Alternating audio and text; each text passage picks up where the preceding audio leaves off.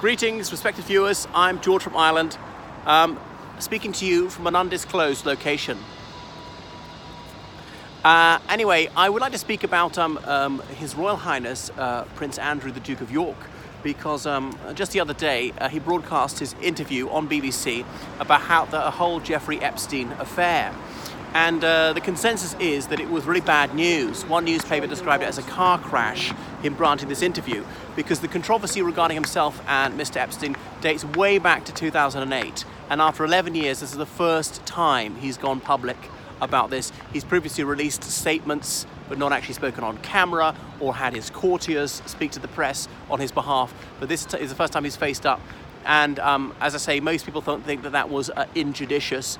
Presumably he was advised against it. Was he ill-advised? Was he counselled not to do it by his PR team and he went ahead heedless of their expertise? Perhaps. Anyway, so first of all, who is Prince Andrew? Well, he is Queen Elizabeth's second son, born in 1960. And the second son of the monarch usually gets the title Duke of York. So on his wedding day in 1986, he was granted the title Duke of York. He married Miss Sarah Ferguson. They had two daughters, Eugenie and Beatrice. That's that. One of them got married. Eugenie got married, I think it was last year. So he went to Gordonstoun School. He then went to Dartmouth to train as a Royal Naval Officer. He was a naval officer for several years, fought the Falklands in 1982, and that is significant because he claims one of the statements that this Miss Roberts made about him is bogus. She claimed that he was perspiring profusely, and he said, well, that is completely provably false, since I suffered an overdose of adrenaline in the Falklands conflict, and until recently I didn't break sweat at all, but we shall see. And I'm surprised to use that rather indecorous word, sweat. Surely royalty would know to say perspire, but maybe as a mere bourgeois I'm trying a bit too hard. This is sort of counter-signalling on behalf of those who are blue-blooded. But he was simply quoting the word that she said. Anyway, so Emily Maitlis, one of the BBC's veteran and very capable interviewers, she questioned him. Some people think that she didn't grill him aggressively enough. Was she giving him too much of an easy ride? And nobody said that she fed him the questions beforehand, which people would always say, oh, the BBC is too pro-establishment and they will try and help the royal family out. We'll see. So the BBC is usually their channel of choice for these such revelatory interviews. Now, is it a mistake going to the media like this? Well, the best thing for him with this whole story would just be forgotten. Now, it's not being forgotten, so I suppose he said he had to try a new tack. For 11 years, he's tried to keep stum on this one. With a dignified silence, this strategy was not paying off for him. So he couldn't simply rise above it. And that's why he took this unusual step of tackling the issue head on. Valiant or foolhardy? You be the judge. I'm minded to go with the latter, but perhaps that's the majority view. Am I being led by the crowd? Maybe I am. So he knew Mr. Epstein for years. Now, by the 90s, Prince Andrew's Royal Naval career was more or less over. He wasn't promoted that high, that was fine. They don't expect him to have a high substantive rank because they'll have an honorary rank and a substantive rank. And he says that senior Royal Naval officers have no difficulty distinguishing between the two. When he's there in his honorary capacity, they will be saluting him and very deferential. But when he's in his substantive rank, if he's got something wrong, they won't hold back and they'll give him a tongue lashing. And when he went to Dartmouth, he had to do the same as the other officer cadets, as in put through his paces. They're getting up at 5 o'clock in the morning to go jogging, and obviously being bawled out for the slightest infraction and all the rest of it. Don't go easy on him. And obviously when he went to the Falklands, he could have been killed. Margaret Thatcher's government was deeply chary about this. If a prince was killed, would that be a blow to national morale? If he was taken prisoner, he might be tortured into making some broadcaster demoralise the British public. But anyway, it went ahead, and the Queen, despite governmental jitters, insisted that her son be put in jeopardy. Was that good of her because she wasn't expecting her son to be kept safe? I suppose it was, but doesn't that fly in the face of the whole idea of royalty, which is completely inegalitarian? Like in the First World War, the Prince of Wales, later King Edward VIII, he was kept several miles from the front line. As Field Marshal Lord Kitchener said, I don't mind your being killed, but I do object to your being captured. Well, like Prince Harry wasn't to go to Iraq, that was told it wasn't happening. He went to Afghanistan. It was all meant to be, incognito, but of course the American military found out and people blabbed and then he had to be removed. So that's the thing about the royal family. Are they special or not? They can't really seem to make their mind up, nor can many members of the public. They want them to be exalted, and I do. At the same time, they want them to be ordinary and not to get above themselves. So we seem to want to have it both ways. So Prince Andrew, by the late 90s, he wasn't performing naval duties really, and he became a roving ambassador for British trade. And he was forging links with emerging markets, particularly Kazakhstan, Azerbaijan, and elsewhere. And he knew Ghislaine Maxwell socially. So Ghislaine is the daughter of the late Robert Maxwell. Robert Maxwell, this tycoon who moved here from Slovakia, fluent in several languages, always cozying up to communist dictators, set up his own publishing house and things like that. Very wealthy guy, owned the Daily Mirror, but it all came crashing down. His business empire collapsed in about 1992, had a very sympathetic relationship with the KGB and other Eastern Bloc intelligence agencies, and he was in debt hugely and just couldn't even service his interest payments, was very close to the Mossad, that's the Israeli Secret Service. But anyway, he fell off his yacht off the coast of Spain in about 1992, or was he pushed off and drowned? Anyway, that was the end of the Maxwells. So Ghislaine Maxwell grew up very wealthy, born in Paris to a French mother and a Slovakian Jewish father who was a British citizen. She went to public school, she went to Oxford University, and has really been a full-time professional nothing all her life, a social butterfly. But she was in New York in the late 80s trying to establish a presence for her family, and in that capacity she met Jeffrey Epstein, was his girlfriend for some time, rather being left on the shelf. She's 60 or something, never wed. And was Epstein going to prop the question? He never did. But because she moved in British high society, she knew Prince Andrew, and sometimes she was invited to stay at Windsor Castle, and Epstein came as her +1. So that was that. So that's how he supposedly met her. But things went badly wrong for Epstein in 2008, and he was convicted of unlawful sexual activity with a minor. So in Florida, he had met this 14-year-old girl and paid her some money to perform a lap dance and perform frottage on him, something like that. That was the size of it. I know it's illegal, I know it's bad. Now, but the defense argument is he was unaware of her age, assumed that she was 18. Did she lie to him and claim that she was 18? I've not heard that she did say that she was 18. But anyway, that's all he's convicted of. I know there are all sorts of other rumours, but the only thing he's found guilty of. But anyway, that was 2008. So sometime after that, Prince Andrew flew to New York. He went to see Epstein. According to His Royal Highness, it was to say, I'm afraid that our friendship is over now, and, you know, Caesar's wife must be above suspicion, as it were. So that's that. But he wasn't going to do it by telephone because that seemed the coward's way out. He was going to have the moral decency to do it face-to-face. Well, except that his face-to-face took several days. He stayed in Epstein's place. Now, the prince admits this was now an error of judgment, and they're photographed walking around Central Park having this confab. So that was the end of their friendship, supposedly, but that was about 2 years after Epstein's conviction. And obviously a lot more has come to light about, well, Epstein was accused of several more serious sex crimes. He died in prison a couple of months ago. Was it suicide or was he murdered? There is a question mark over that one. And Lady Ghislaine Maxwell, sorry, she's not a lady.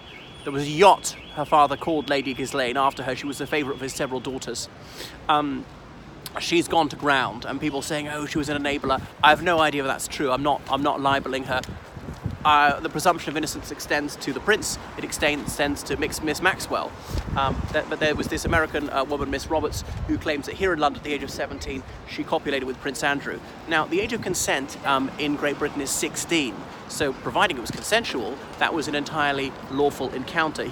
She could have got married to him at 16, for goodness sake. Well, with parental permission. Even without parental permission, she could have got married at 18. But sexual intercourse at the age of 16 is lawful here.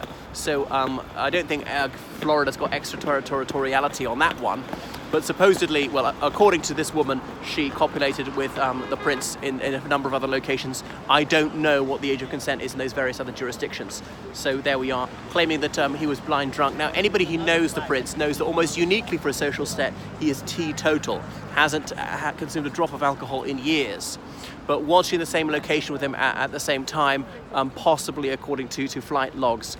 So Anyway, it seems to have been injudicious for him to give this interview with Emily Maitlis. People are saying that. I don't think it's quite an ornament to the House of Windsor.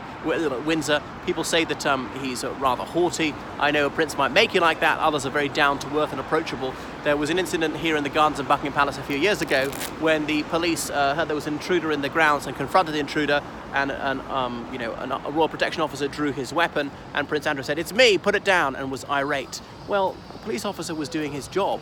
They're meant to be vigilant, and they're meant to challenge someone as an intruder. The so-called intruder was actually Prince Andrew. It wasn't an intruder at all.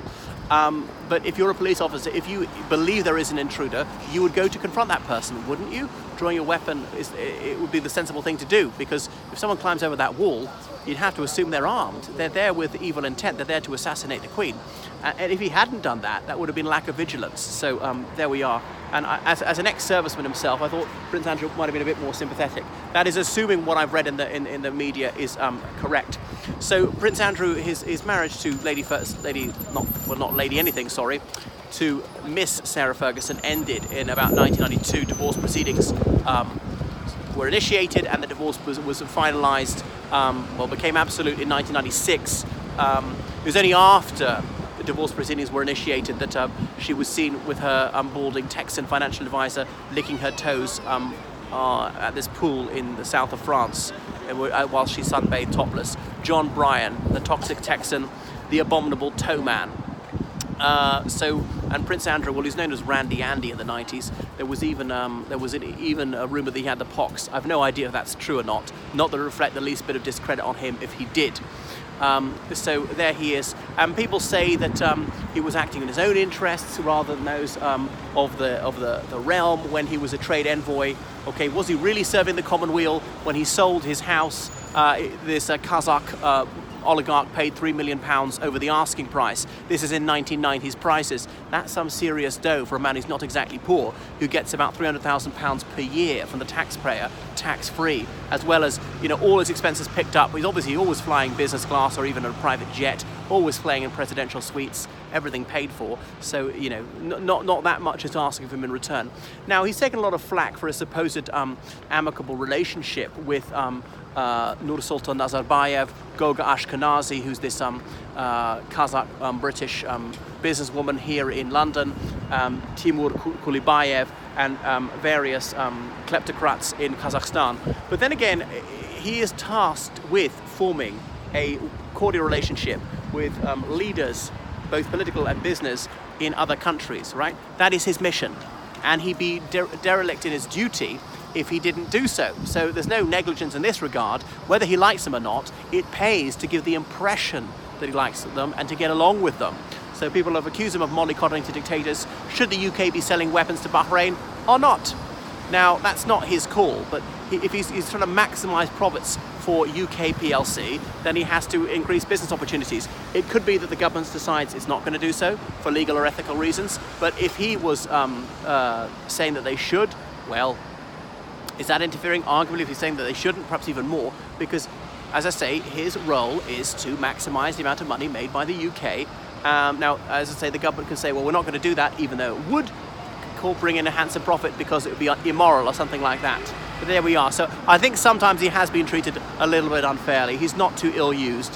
Now, the whole Jeffrey Epstein thing, some of the mistakes were he wasn't remorseful enough. He didn't express sympathy for the victims. The thing is, he didn't commit any of these crimes. Certainly, according to himself, he didn't. I don't believe that he did. I don't know that he's innocent, but as I say, because it's not been proven, I have to assume he's not. Notably, no police force in the United States has asked to question him. There'll be no extradition proceedings initiated. This woman, Miss Roberts, she's false accused Professor Alan Dershowitz. I think that's broadly accepted now. So her credibility is gravely impugned by that. So I don't think we can regard her as an honest or reliable witness. I wouldn't put a lot of credit on her words. Now, just because she's lied once doesn't mean that everything she's ever said is a lie, but there we are. So anyway, so Prince Andrew, well, what would be wise for him? Perhaps a long period of silence, keeping a low profile might be wise. Various people, who've worked in the Foreign Office don't have a terribly high opinion of him. So yeah, that is Prince Andrew, and there are always these rumours coming around that he's going to remarry Sarah Ferguson. I have no idea if that's true. I mean, and what kind of a role model was she? so profligate, spending like millions of pounds in debt, asking the Queen to bail her out after she divorced his son. Well, the Queen has absolutely no responsibility for this woman's spending, all right? This woman should spend less and earn more. What business of the Queen is it to bail her out? How disgraceful, always trading on this, always on the make and the take, grubbing, selling her name dropping, really disgraceful. A woman, never did anything in higher education, nothing wrong with that, not a fantastic role model, not successful in any career, or hardly had any job that anyone would recognise. What is there to admire? She was a member of the royal family. She hasn't been a member of the royal family for quite a long time, and that's because of her adultery. Okay, possibly because of Prince Andrew's adultery as well. Now, I don't care if somebody commits adultery, but most people would say that's not idyllic behaviour. It's not something they would want a lot of people to emulate. She's not particularly trustworthy, and I don't think she did it with her husband's approval and all the rest of it. So I think whenever things are going badly in the media for the prince, they always bring this one out. Oh, he and Sarah Ferguson are going to get back together. They do actually apparently get on quite well, and sometimes shared a house long after they divorced, and get along well with their children. So that's it. Anyway, that is Prince Andrew. So have we heard the last of it? I doubt it, actually. The timing is significant. Why now? For 11 years, not a word. Why now? Now that Epstein is safely dead. I suppose as Epstein can't be prosecuted, he could be. And notably, Ghislaine Maxwell, who some people accused of being an enabler of all this, the police have now asked to speak to her. She's not been charged with anything. I don't actually know her whereabouts. Is she in the United States or back in this country? She's also a French citizen. It might be smart to go there because France does not extradite its own citizens. Roman Polanski, take a bow. She's eligible for Israeli citizenship, presumably maybe Slovak too. So where she is right now, I have no idea. So the other thing is we're in the midst of a general election. So I suppose he knows it won't be as high up the news agenda as it otherwise would be, Prince Andrew, which might have been part of the reason for doing it now. That if it went badly, it won't be as prominent as it would be under ordinary circumstances. Okay, so that's all about this Prince Andrew and Jeffrey Epstein furore. I think it was foolish, to say the least, to stay at Epstein's house for several days, as he acknowledged. He could have done a phone call. If he had to meet him at all, he didn't have to stay to meet with him. And why not just stay in a hotel? Why actually stay in the guy's house? Are you that hard up? Are you that much of a skinflint? It astonishes me how tight-fisted multi-billionaires are. You know, you could afford to splash out on a hotel. It doesn't have to be a 4-star hotel. You get all this money that you didn't earn. So come on, cough up.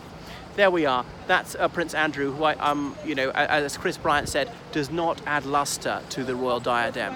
So please follow me on Twitter, Instagram, Facebook, book lessons with me in history, religious studies, politics and government, French, English as a foreign language, English literature, geography, any other subjects. For A-level, GCSE, common entrance, International Baccalaureate. Book me as a tour guide in London. I edit documents. I translate documents from French, Spanish, Italian, German, Romanian and Russian and things like that. Okay, goodbye.